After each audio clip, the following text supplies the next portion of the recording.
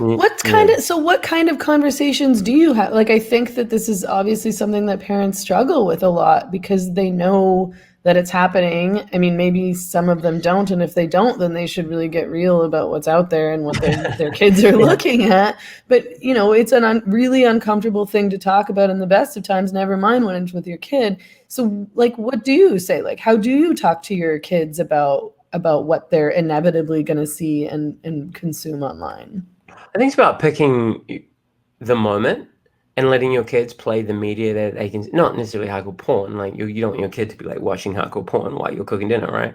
But let your kid play the music or watch the music videos that they're into, and then ask them, oh, what does that mean? Like why, what is this? Like what do you get out of this? Like use questions to see if they're actually having any sort of like uh understanding of what they're consuming.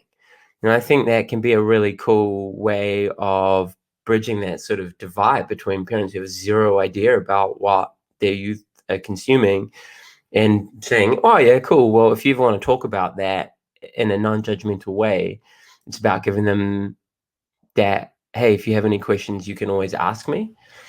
I think a lot of kids do want to hear about sex and relationships and don't feel they have a safe space to ask that in their home. So the internet fills that gap, right? And obviously on the internet's porn. So it's about kind of just opening up the possibility of any conversation and not freaking out when your kid asks you about what's a blowjob when they're 10 or whatever it may be. I think also, yeah, it's about trying to do it in like an unconfrontational way as well. It's about trying to like push our feelings down and our best intentions down to be as non-judgmental as possible and picking the time.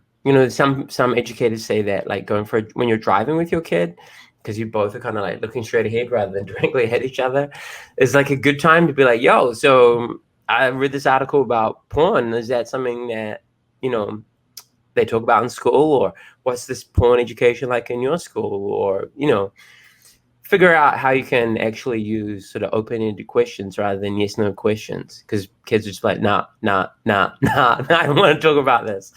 Whereas if you kind of try your best to be a bit thoughtful in how you're framing your questions, at least it lets them know that if they have a problem or they have a query or they have a curiosity, you can help them find the answer. Oh, I'm not entirely sure, but let's check that out together, or let's find this website as opposed to this website.